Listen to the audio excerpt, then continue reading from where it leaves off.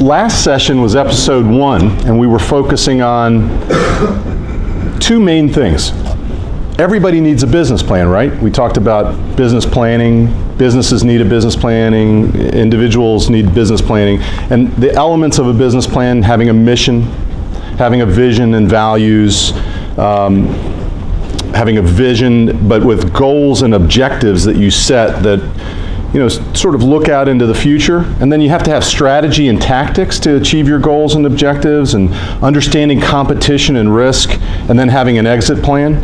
And then the other main thing we learned about in a lot of detail was building infrastructure. We talked about assembling a professional team around your business, whether it's your business or your client's business, and picking the right type of entity, establishing systems for the business, and legal issues that come up when you're starting up your business. Today, I have 3 takeaways for you. 3 takeaways. Number 1, I want you to understand the different levels and stages that businesses are in, that your clients' businesses are in, so that you can recognize and help them recognize some of the issues that they're facing, whether it's at the startup phase or the maturity phase. We're going to go through that in detail. It's actually an interesting exercise. Harvard Business Review had a great article on it, and I'm going to use that to help me tutor you. And then the second takeaway is talking about valuing businesses, why we need to do it, when you need to do it, and how you do it. I have a lot of experience in doing valuations and working with companies that do valuations. I'm not a certified appraiser or valuation expert, but I've reviewed and been involved in hundreds of valuations over my career, probably a dozen a year on average. So it's really important to understand when you need it, but how to do it, and what to do in buy-sell agreements and shareholder agreements, and what not to put in there. And then lastly, the third takeaway I want you to walk away with today are compensation strategies for the people in the business. So I'm very involved in helping executives with their compensation structures, and the companies that provide compensation to their employees, mostly privately held, closely held businesses, and structuring comp plans for individuals. Everything from base comp to bonus structures to long-term incentive plans.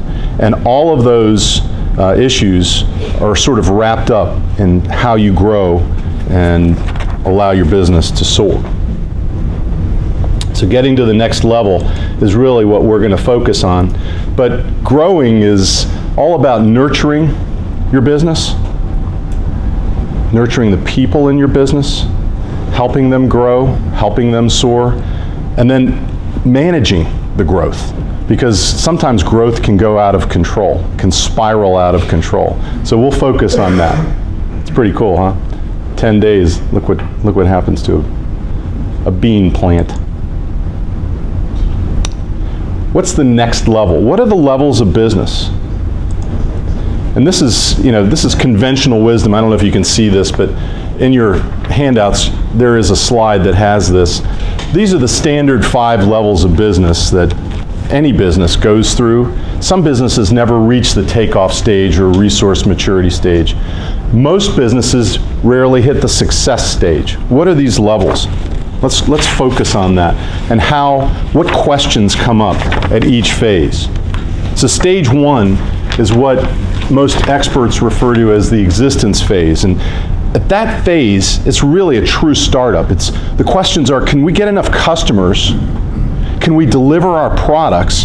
Can we provide services so that we can become a viable business? Other question, can we take it from one key customer or a few key customers or a pilot production process to a much broader sales base? I'll give you a personal example. When I left Mintz Lemon 13, 14 years ago, and I opened up my own practice, I had about 20 clients. A couple of estate planning clients, a couple of corporate clients, and I had 4 kids and a wife who wasn't working at the time. Thank goodness she's working today. And I had to figure out how I was going to get to the next level, survival, and then hopefully success.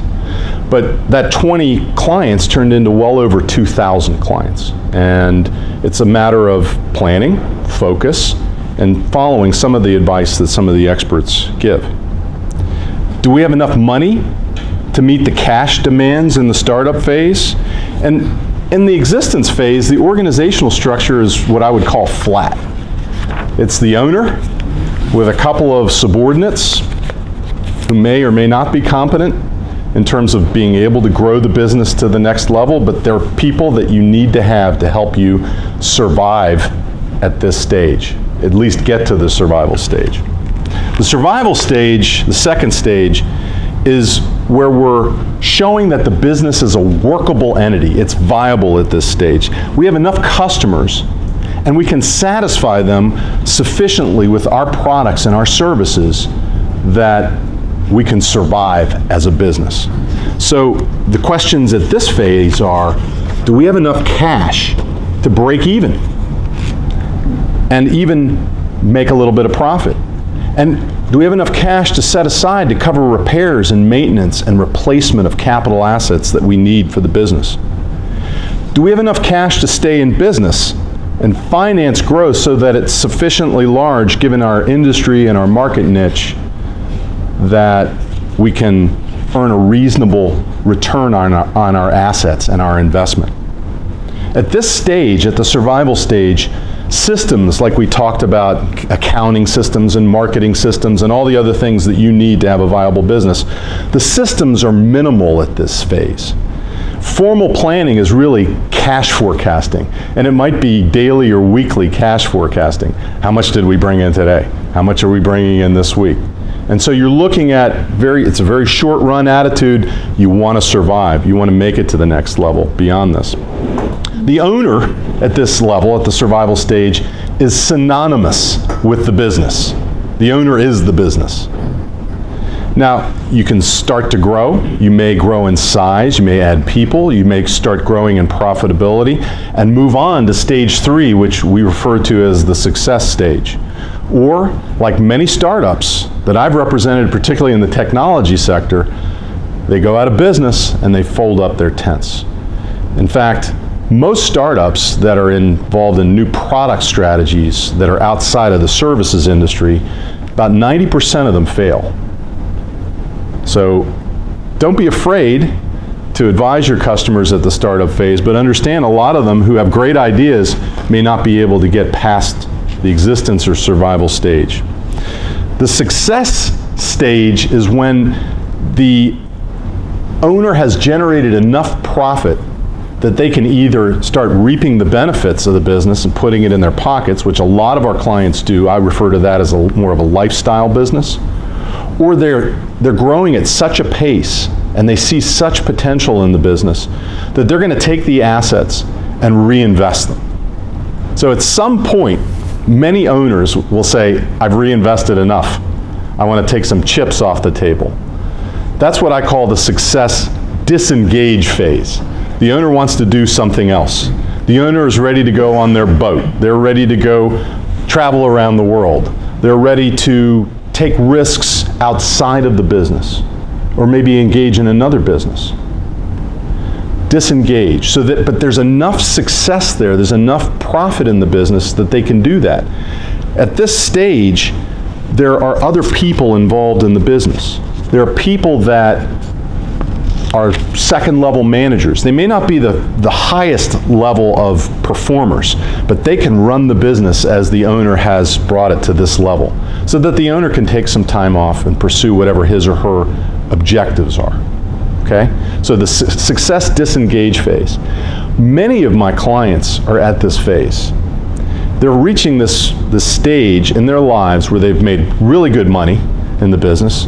Maybe they're taking out $500,000 or $1 million a year from whether it's a government contractor or an event management business or a speaker's bureau or retail or whatever it is. They're taking good profits out of the business at this phase, and they never really got that level of management that could take over the business. This is a common issue, common problem, challenge that many of my clients face. They're great business people, but they haven't been able to find that next level of management, whether it's in their own children or people that work for them, to get those people to rise to the level of the owner, to become rainmakers, to generate the business that needs to be brought in to keep the business successful into the future. And so at the disengage phase, maybe you've got people there that can sort of keep the lights on and run the store and generate reasonable profit and that are trustworthy, and then the owner can continue to take some chips off the table. But at that phase, you still need some kind of professional management. You'll need a controller or some type of financial person in-house that makes sure that the money is not being put into people's pockets and not into the cash register.